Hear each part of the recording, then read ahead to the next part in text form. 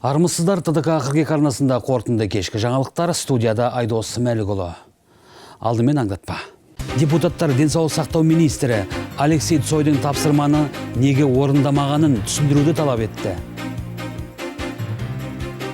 Мәжіліс депутаты Зағипа Балиева отбасы, балалар және жастар мәселесімен айналысатын жеке министрлік құру қажеттігін ұсынды.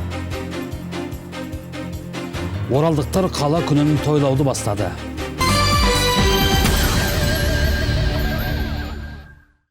Денсаулық сақтау министрі Алексей Цой жақын арада парламентке келіп, президенттің тапсырмасын неге орындамай жатқанын түсіндірсін деді. Мәжіліс спикері Нұрлан Нығматуллин. Жалпы отырыста медицина қызметкерлеріне төленбей жатқан өтемақыға қатысты депутаттық сауал жасалғанды. Онда халық қалаулысы Зәуреш Аманжолова Қазақстанда коронавируске 12.830 медицина қызметкері шалдыққан. Ал мемлекеттен төлем алуға небәрі 2475 өтініш түскенін айтқанды. Депутат Меруерт Қазбекова қауіпті індет барысында қолданылған медициналық материалдардың қалдығы көрінген жерге тасталып жатыр деп алаңдады. Депутат Аманжолованың дерегінше Қазақстанда 12.830 медицина қызметкері қауіпті індетке шалдыққан. Ал мемлекеттен төлем алуға небәрі 2475 өтініш ғана түскен. Бұл ауырған ақ халаттылардың жалпы санының 19%-ын ғана құрайды. Үкімет басшысы Асқар Маминге жолданған депутаттық сауалда денсаулық сақтау министрлігі мен еңбек министрлігі президенттің коронавирус жұқтырған медицина қызметкерлеріне өтемақы төлеу туралы тапсырмасын дұрыс орындамай отырғаны айтылды. Бүгінгі күнде бір жолғы әлеуметтік төлем 1830 адамға ғана немесе вирус жұқтырғандардың 14,3%-на ғана төленген. Гораздо хуже обстоит картина по выплатам семьям. Коронавирустан қайтыс болған дәрігерлердің отбасына өтемақы төлеу жұмысы мүлдем нашар. Бүгінге дейін індеттен 197 медицина қызметкері көз жұмса, денсаулық сақтау министрлігінен төлемге тек 38 өтініш қана түскен. Ал өтемақыны алғандар саны небәрі 25 немесе марқұм болғандардың жалпы санының 12,7%. Денсаулық сақтау мен еңбек министрліктері өзара іс-қимыл алгоритмін уақытылы пысықтамаған. Салдарынан осындай проблемалар туындап отыр. Осы айтылғандарды ескеріп, сізден бұл мәселені жеке бақылауға алуды сұраймыз. Бұл мәселеге палата төрағасы килікті. Нұрлан Нығматуллин денсаулық сақтау министрі Алексей Цойдың жақын арада мәжіліске келіп президенттің тапсырмасын неге орындамай отырғаны жайында есеп беруін талап етті. Пригласим министра Цоя с руководителем других госорганов, и пусть он Мәжіліске келіп есеп берсін. Президенттің тікелей тапсырмасы жарты жыл бойы орындалмай жатыр. Бұған не себеп? Медицина қызметкерлері алғы шепте жүрді, қиын жағдайда жұмыс істеді. Біреулердің денсаулығы сын берді, енді бірі қайтыс болды. Ал тапсырма әлі орындалған жоқ. Таяуда Нұр Отан фракциясы министрді шақырып, осы мәселені қарастырады. Еске сала кетсек, ел президенті Қасым-Жомарт Тоқаев ковид жұқтырған дәрігерлерге 2 миллион теңге, ал қайтыс болған жағдайда отбасына 10 миллион теңге өтемақы төлеуді тапсырғанды. Пандемия кезінде денсаулық сақтау саласындағы жұмыстардың кем-кетіктері жетерлік. Депутат Қазбекова коронавирустан емдеу барысында қолданылған медициналық қалдықтарды тастау жүйесі жоқ деп дабыл қақты. Депутат бұл қалдықтар көрінген жерде шашылып жатыр дейді. Так как в соцсетях и независимых телеграм-каналах әлеуметтік желіде мұндай видеолар толып жүр. Алматы, Қарағанды және басқа да аймақтарда осы жағдай. Тіпті Нұр-Сұлтан қаласынан Күлшін ауылына баратын жолда 2-3 тонна медициналық қалдықтар тасталған. Мұндай деректер көп. Бұл пандемияға дейін де орын алғанды, қазір жалғасуда. Бұл өте қауіп. Тіпті коронавирустан қайтыс болғандардың өзін сақтық шараларын сақтай отыра жерлейді ғой. Ал медициналық қалдықтарда вирус сақталады. Оның қаупі жоғары. Ақжолдың депутаттық фракциясы денсаулық және экология министрліктерінен тез арада осы проблемаға қатысты шешім қабылдауды сұрады. Ал медициналық қалдықтарды еш бақылаусыз тастағандар жауапқа тартуды ұсынды. Қажет болса тиісті заңнамаға толықтыру енгізуге дайынбыз деді депутат Қазбекова. Әселім Қалкен, Ахмедияр Ильясов, ТДК қырғек телеарнасы, Елордадан. 2020 жылдың 8 айында тұрмыстық зорлық, зомбылық бойынша 130 мыңға тарта шағым келіп түсті. Нәтижесінде 2,5 мың қылмыстық іс қозғалды. 30 мыңға жуық іс әкімшілік бойынша жауапкершілікке тартылды. Өкінішке орай тұрмыстық зорлық, зомбылық бойынша жауапкершілік қатаңдатылғанымен отбасылық жанжалды шешу жолдары әлсіз. Бүгін парламент мәжілісінде отбасылық тұрмыстық зорлық, зомбылыққа қарсы іс-қимыл туралы заң жобасы бірінші оқылымда мақұлданды. Депутаттар тұрмыстық зорлық, зомбылыққа баратын адамдарға жақындарымен кездесуге 30 күнге тыйым салуды ұсынып отыр. Бір айға берілетін қорғау ұйғарымын шығару туралы шешімді учаскелік полицей өз бетінше қабылдайды. Ұйғарымды бұзған адамға ескерту жасалады немесе 5 тәулікке дейін әкімшілік қамаққа алынады. Депутаттар отбасындағы жанжалдың салдарынан әйелдер мен балалар зардап шегуде дейді. Бұл мәселе ушығып тұр. Сондықтан мәжіліс депутаты Зағипа Балиева отбасы, балалар және жастар мәселесімен айналысатын жеке министрлік құру қажеттігін ұсынды. Бүгінде әйелдер мен балалардың көбі өзін отбасында қауіпсіз сезінбейді. Ішімдікке салынған жанжалшыл әкеден немесе ата-анасы қосылып араққа салынған маскүнемдерден қорғану қиынға соғып отыр. Тіпті тұрмыстық жағдайы қалыпты отбасында да зорлық-зомбылық орын алады. Отбасындағы зұлымдықтан қылмыс туындайды. Өкінішке орай елімізде отбасындағы тұрмыстық зорлық-зомбылық көрсеткіші азаяр емес. За 8 месяцев этого года Осы жылдың 8 ай ішінде тұрмыстық зорлық-зомбылық фактісі бойынша 130 мың арыз түсті. Нәтижесінде 2,5 мың қылмыстық іс қозғалды. Оның 30 мыңы әкімшілік өндіріс. Ал қалғандары бойынша жәбірленушілер арыз шағымын кері қайтарып алды. Сондықтан тиісті шараларды қолдана алмадық. Күйеуінен жәбір көрген әйел жанына батқанда полицияға шағымданады. Ол шағым бойынша іс жүргізу процесі бізде бюрократияланған. Жәбірленуші медициналық анықтама жинап, зорлық көргенін дәлелдегенше жан-жақтан туған туыс тіпті күйеуі ағынан жарылып кешірім сұрап арызын қайтарып алып жатады. Алайда бұнымен отбасындағы проблема шешілмейді. Көп жағдайда қылмысқа ұласады. Палата төрағасы тұрмыстық зорлық-зомбылық бойынша істі жедел қарап шешуді бір жолға қою керек дейді. Эта проблема особенно обострилась. Сегодня выступали, об этом говорили, обострилась именно в период самоизоляции граждан. Бұл проблема пандемия барысында карантинге отырған кезде тіпті өршіп кетті. Ішкі істер министрлігінің мәліметінше, отбасы тұрмыстық зорлық-зомбылық ағымдағы жылдың 5 айында 25%-ға артқан. Бұл заң бұзушылық көп жағдайда қылмысқа айналып жатады. Бұл жайында айтпадық. Ағымдағы жылдың 4,5 айында 47 мың отбасылық зорлық-зомбылықтың тек 8 мың ғана сотта қаралған. Қалған жағдайда отбасындағы зұлымдар жазалаусыз қалды. Отбасында жанжал шығарушыны 5 тәулікке қамауға алу жазасы бар, бірақ оның өзі мәселені шешпей отыр дейді прокурор. Осы бұзақы адамды алып келеді 24 сағатқа қамауға. Бүгін егер қамау көрсетілген кезде ұстауға мүмкіндігі бар, ішкі істер органдарды 24 сағат ұстайды. Сосын сотқа берген кезде жәбірленушілер келіп, отбасы келіп, кешірім сұрайды. Сондықтан жаңағы отырған мерзімін қамауға деп саналады, бір сотқа береді, сонымен осыны тоқтатылады. Бүгінде отбасы мәселесімен 18 орган айналысады екен. Алайда саны көп, сапасы жоқ құзырлы органдар ушыққан проблеманы шешуде маңызды рөл ойнай алмай отыр. Тіпті ақпарат және қоғамдық даму министрлігінің өкілі отырыс барысында тұшымды ұсыныс айта алмады. Бұл орайда депутат Балиева отбасындағы зорлық-зомбылықты жою үшін отбасы, балалар және жастар мәселесіне жеке дара қарайтын министрлік құруды ұсынды. Настало время, когда в стране должно появиться Министерство по делам семьи, детей и молодежи. Отбасы, балалар және жастар министрлігін құратын уақыт жетті. Бүгінгі күні отбасындағы жанжал көбейіп, ажырасу 22%-ға артып отыр. 38 мың жұптың ошағы ойран болды. Бұл салада мамандандырылған соттар мен құқық қорғау органдарында арнайы маман керек. Жоғарғы сот жүйесінде отбасылық соттарды құру мәселесі жүріп жатыр. Біздің елге отбасылық сот қажет. Тек сонда ғана бұл проблемаға көңіл бөлінеді. Мәжілісте қаралған отбасылық тұрмыстық зорлық-зомбылыққа қарсы іс-қимыл туралы заң жобасы бірінші оқылымда мақұлданды. Депутаттар тұрмыстық зорлық-зомбылыққа баратын адамдарға жақындарымен кездесуге 30 күнге дейін тыйым салуды ұсынды. Бір айға берілген қорғау ұйғарымын шығару туралы шешімді учаскелік полиция өз бетінше қабылдайды. Ұйғарым бойынша құқық бұзушыға бір ай бойы ішімдік ішуге, тұрмыстық зорлық-зомбылық жасауға, жәбірленушілерге жақындауға және оларды аңдуға тыйым салынады. Бұл талап бұзылса 5 тәулікке әкімшілік қамауға алынады. Әселім Қалкен, Ахмедияр Ильясов, ТДК 42 телеарнасы, Елордадан. Батыс Қазақстан облысын құс тұмауы айналып өтеді деп қарекетсіз отыруға болмайды. Осы кезге дейін Қазақстанның 4 облысында аурудың пайда болғаны мәлім. Бұл туралы Төтенше жағдайлар департаментінде өткен брифингте айтылды. Алдын алу мақсатында құстарды егу үшін вакцинаның қосымша көлемі сұралды. Мамандар бұл ауруды өзге де құстардан жұқтыруға болатындығын атап өтті. Облыста 1,600,000-нан астам үй құсы бар. Негізгі бөлігі ауыл шаруашылық бөлімдерінде өсірілуде. Өңірде 3 ірі құс фабрикасы орналасқан, біреуі Оралда және екеуі Бәйтерек ауданы аумағында. Қазірдің өзінде осы орталықтарға вакцинация туралы ұсыныстар жіберілді. Мамандардың айтуынша құс тұмауын H5N1 вирусы қоздырады. Ол өз кезегінде құстар арасында өте белсенді. Ай басынан бері солтүстік Қазақстан облысында 7 ауданында үй құстарының құс тұмауын жұқтыру ошақтары тіркелді. Бүгінгі таңда құс тұмауының еліміздің 4 облысында расталды және Қарағанды облысында зертханалық зерттеу жүргізілуде. Одан да басқаша мына Түркістан облысы және Жамбыл облысында да құстың дейтін өлімдері тіркеліп жатыр. Арнайы мамандар аурудың маусымдық екенін атап өтті. Күзгі және қысқы кезеңде жабайы құстар қоныс аударады. Ұшу кезінде ашық су айдындарында аялдайды. Сол кезде құстармен және басқа жануарлармен байланыс салдарынан вирус пайда болуы мүмкін. Биылғы жылға бізге 111 мың доза құс тұмауына қарсы вакцина бөлінген болатын.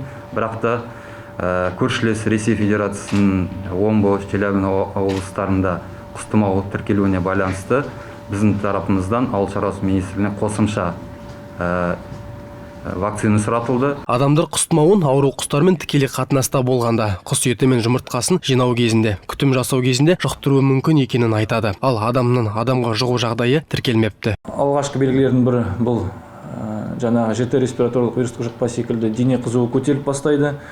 Одан соң құсу, іш ауруы,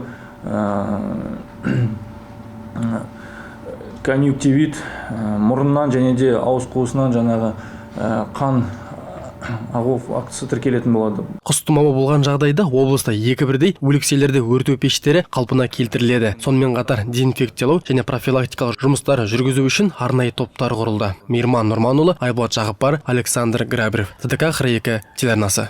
Оралда коммуналдық қызметтер тарифінің өсуіне қарсы пикет өтті. Оны қоғамдық демократиялық партияның Батыс Қазақстан филиалының төрағасы Қадиша Мұқанова ұйымдастырды. Белсенді қолына үндеу қағазын алып, жалғыз өзі Абай алаңына шықты. Төрағаның айтуынша, өз пікірін білдіруге ниет білдірушілер саны көп болғанымен, қалалық әкімдік тек бір рет пикет өткізуге рұқсат берген. Қадиша Мұқанова билік өкілдері әлеуметтік маңызы бар азық-түлік тауарлары мен электр энергиясы тарифтері бағаларын тежеу үшін жұмыстар атқару керек деп санайды. Единогласно все выступили. Тарифтер қоғамдық тыңдаулар негізінде ғана өсуі керек. Біздер сол жерде болдық. Осы жағдай туралы айтқан болатынбыз. Олар электр энергиясының қымбаттауына бірауыздан қарсы болды. Енді міне жылу тарифін көтеруге өтініш білдіруде. Бұл қалай сонда? Біз әкімдіктен қарапайым халыққа назар аударып, бағаны өсірмеуді айтқымыз келеді. Барлық жерде қысқару байқалады. Уақытылық жұмысшылар Атыраудан қайтып келді. Жергілікті жерлерде жұмыссыздық көп, жастар жұмыссыз. Жақын арада мемлекеттік қызметкерлер қысқарады. Осындай жағдай кезінде бағаны көтеру мәселені одан сайын қиындатады. Халық қалаулылары отандық өнімдерді қолдаудың және оны халықтың жаппай тұтынуының жолдарын ойлап тапты. Мәжілістегі халық коммунистері фракциясы еліміздің премьер-министріне өздерінің ұсыныстарын жеткізді. Олар отандық азық-түлік өнімдерін сатып алу үшін арнайы купондар немесе төлем карталарын шығаруды ұсынып отыр. Бұл жүйе отандық өнімдерді қолдауға және ел тұрғындарын сапалы тамақтандыруға таптырмас мүмкіндік екен. Коммунистер ұсынын толығырақ тілші түсіндіріп көрсін. Азық-түліктерді ел азаматтарының купонмен немесе төлем карталарымен сатып алу туралы коммунистер ұсынысы келмеске кеткен сонау кеңес үкіметі кезіндегі ескі жүйені еске түсіруі мүмкін. Бірақ бұл жүйенің бір тиімділігі қазіргідей инфляция салдарынан қиналып отырған халықтың ауыртпалығын азайтып, өз өнімдерімізді өткізудің де маңызын арттыру. Страну поразила инфляция, стремительно неоправданно. Азаматтарға көмек ретінде отандық азық-түлікті сатып алуға арналған арнайы купондар немесе төлем карталарын шығару керек. Бұл бір мезгілде тамақ сапасын жақсартуға және қазақстандық өндірушілерді қолдауға мүмкіндік береді.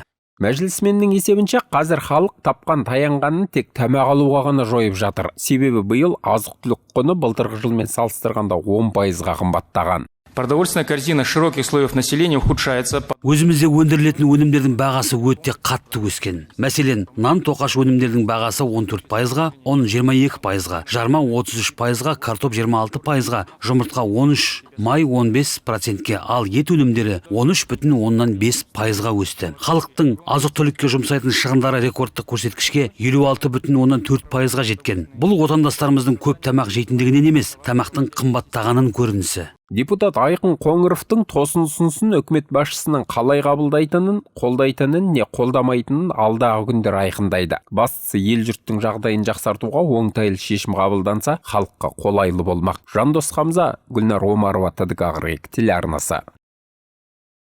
Алаяқтардан абай болыңыздар. Күні кеше ғана ішкі істер органдары қалта ұрлығымен айналысатын жамбақлардың бейне бақылауға түсірілген видеосын таратты.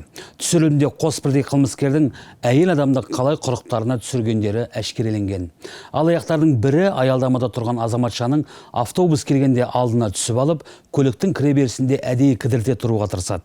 Ал осы кезде келесі қылмыскер лезде қолын сөмкесіне сұғып жіберіп, ұялы телефонын ұрлап алады да дереу табандарын жалтыратады. Бүгінгі таңда ішкі істер органдары қос қылмыскерді де қолға түсіріп, олардан ешқайда шықпау туралы қолхат алған. Тәртіп сақшыларының хабарлауынша, жуырда қалта ұрлығымен айналысқан тағы бір алаяқ қолға түсіп, уақытша қамауға алынған. Құқық қорғау органдарының мамандары қала тұрғындарын тағы да алаяқтардан абай болып, өз мүліктеріне мұқият қарауларын сұрайды. Жалпы биылғы жылы өткен жылмен салыстырғанда қалта ұрлығы қылмысы анағұрлым азайған. В прошлом году было зарегистрировано за аналогичный период. Өткен жылы Орал қаласында бүгінгі күнмен қарағанда 332 қалта ұрлығы тіркелді. Ал биыл бұл көрсеткіш 10 есе төмендеп отыр. Биыл бар болғаны 29 ғана қалта ұрлығы болған. Бұл әкімдік, прокуратура, қалалық полиция басқармасымен және жалпы қоғам болып бірлесе жасаған жұмыстарымыздың жемісі деп білеміз.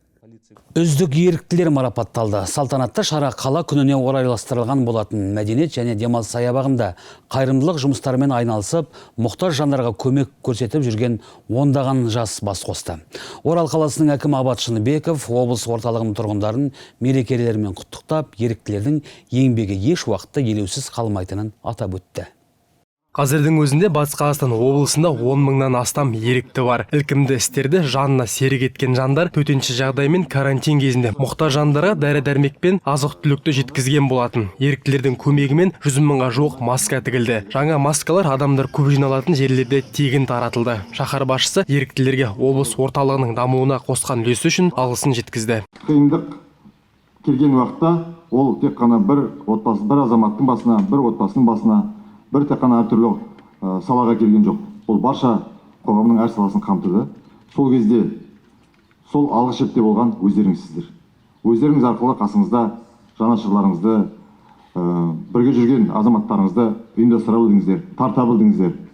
Ең бастысы байлық, бүгінгі таңда денсаулық, адамның өмірі. Осы мүмкіндікті пайдаланып отырып, осында қатысып отырған біздің еріктілеріміздің, волонтерларымыздың бір шоғырына сіздер арқылы барлық жанашыр азаматтарға үлкен алғысымды білдіремін. Облыста еріктілер корпусы жұмыс жасап келеді. Ол жастар саясаты бөлімінің көмегімен құрылған. Құрамына 60-қа жуық белсенді жастар тобы кіреді. Еріктілер корпусы медицина, экология, әлеуметтік көмек, мәдениет, спорт барлығы 15 сала бойынша қамтылған. Өзім азамат ретінде, Қазақстанның азамат ретінде өзім отаны жақсы көргендіктен осы волонтерлікке қатыстым, белсенді қатыстым.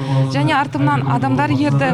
Бұл волонтерлік іс негізі біздің жерлестерімізге көмек көрсету мақсатымыз болды.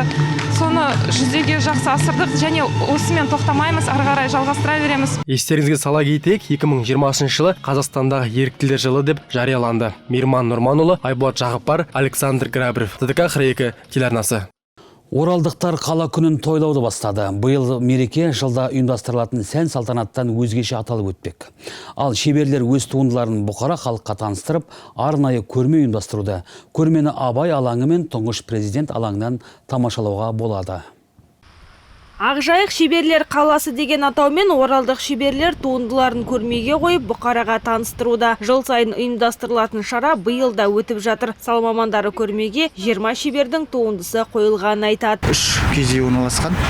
3 киіз үйде осы мәдени ағарту бірлестігіне қарасты аула клубтарының және де комьюнити орталықтарының қолөнер үйірме жетекшілерінің жұмыстары көрсетілген. Және де басқа арба қоғамдық мүгедектер қорының шеберлерінің қолөнер бұйымдар көрсетілген. Шеберлердің туындысын Абай және тұңғыш президент алаңынан тамашалауға болады. Ісмерлер қазіргі таңда оралдықтардың қолөнерге қызығушылығы артқандығын айтады. Қала күніне арналып осы киіз үйіміз ашылғаннан бері отырмыз. Сол қала қонақтары, қала тұрғындары келіп тамашалап, осы қолөнерлерімізді келіп сатып алып жатыр. мына нәскиімізді қазіргі немізді келіп сатып алып жатыр. Ақжайық шеберлер қаласы атты көрмені 27 қыркүйекке дейін таңғы 10-нан кешкі 6-ға дейін тамашалауға болады. Ажар Хамитова, Нұрлан Кунашев, Рустам Жұмашев, ТДК РИЕК телеарнасы. Спорт жаңалықтарына кезек береміз. Ақжайық футбол клубы Нұрсұлтандық футбол клубы командасының қақпасынан саңылау тауып, екінші таймда 1-0 есебімен ұтты. Ел біріншілігінде өнер көрсетуші жергілікті Ақжайық футбол клубының спортшылары эпидемиологиялық ахуалға байланысты бүгінгі күні Алматы қаласында қарсыластарымен кездесу ойындарын өткізуде. Яғни жоспарланған ойындардың барлығы да Алатау бөктерінде жан күйерлерсіз оздырылуда. Алғашқы матч 16 қыркүйекте ұйымдастырылған болса, екінші кездесу Жетісу командасының ойыншыларымен өтті. Бұл жекпе-жекте қос команданың ұпайлары тең түсіп, есеп ешкімнің пайдасына шешілмепті. Ақжайық футбол клубы бас бапкері Артур Абакянстың айтуынша, ендігі қарсылас Алматының Қайрат командасы. Кезекті матч қыркүйектің 25-інде өтеді деп жоспарланып отыр. Жерлестеріміздің кезекті ойынға дайындығы тыңғылықты деңгейде, жеңістен де дәмелі көрінеді. Ал команда капитаны Омар Бауыржанның мәліметінше, Ақжайық футбол клубы осы кезеңдегі басты қарсыласы атыраулық футболшылар көрінеді. Айта кеткен жөн, жерлес команда мүшелерінде легионерлер азайған. Бүгінгі таңда Ақжайық футбол клубы қоржынында 4 ұпай бар. Ойын жыл соңына дейін жалғасатын болады. Ал қай қалада кезекті турдың ұйымдастырылатыны әзірге белгісіз. Мұндай шешімді эпидемиологиялық жағдайға байланысты санитар дәрігерлер шығаратын болады. 4 ұпай жинадық, алда әлі 10 ойынымыз бар. Бұйыртса енді жақсы жаңа нәтижелер көрсетеміз деген ойдамыз. Енді осы жаттығуларымыз да осы Алматы қаласында өтіп жатыр. Дайындық үстіндеміз. Көптің көңілінен шыққан Мечта дүкендер желісінде жеңілдіктер науқанын ұйымдастырылады. Аталмыш науқан 21 қыркүйектен басталып, 4 қазанға дейін жалғаспақ. Акция барысында барлық тауарларға 70% жеңілдік беріледі. Заманауи техниканың еңселі ордасына айналған Мечта дүкендер желісі күзгі жеңілдіктер науқанын ұйымдастырады. Науқан 21 қыркүйектен бастап 4 қазан аралығында өтеді. Акция барысында техникаға 70%-ға дейін жеңілдік берілмек. Науқан барысында дүкен сөресінде тұрған теледидар, кір жуатын машина, тоңазытқыш, ас үйге қажетті техника, ұялы телефондарды сатып алуға болады. Уважаемые жители и гости города, сеть магазинов Мечта. Құрметті Орал қаласының тұрғындары мен қонақтары, Мечта дүкендер желісі сіздерді қала күнімен құттықтай отырып, соған орай 70%-ға дейінгі жеңілдіктер болады. Және Каспий арқылы 12 айға дейін бөліп төлеуге болады. 21 қыркүйектен бастап 30 қыркүйек аралығында техниканы еш пайызсыз, қосымша құнсыз сатып алыңыздар. Мечта дүкендер желісі сіздерді Құрманғазы 69 мекенжайында орналасқан Азиза сауда үйімен Сырымдатов көшесі 11 мекенжайында асыға күтеді. Бүгінгі келіп түскен ақпараттар легі осындай. Жаңалықтарымызды әлеуметтік желіден tdk42.kz сайтынан қарай аласыздар. Бар жаңалықты біліп қайтатын, ақиқатын ашып айтатын tdk42 телеарнасы әр шаңырақта қосулы болсын ағайын. Эфирде жүздескенше.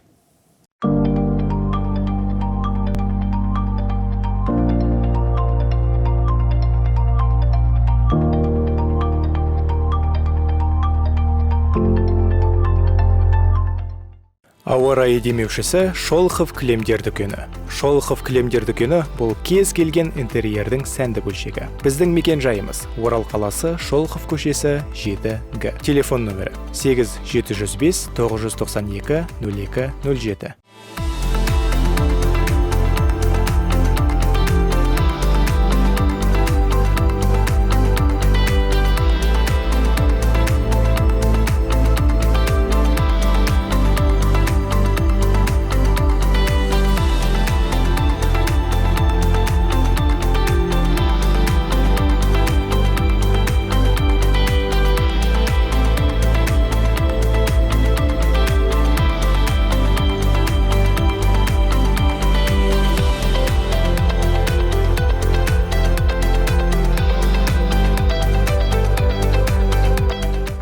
Ауа райы демеушісі Шолохов кілемдер дүкені. Шолохов кілемдер дүкені бұл кез келген интерьердің сәнді бөлшегі. Біздің мекен жайымыз Орал қаласы, Шолохов көшесі 7Г. Телефон нөмірі 8705 992 0207.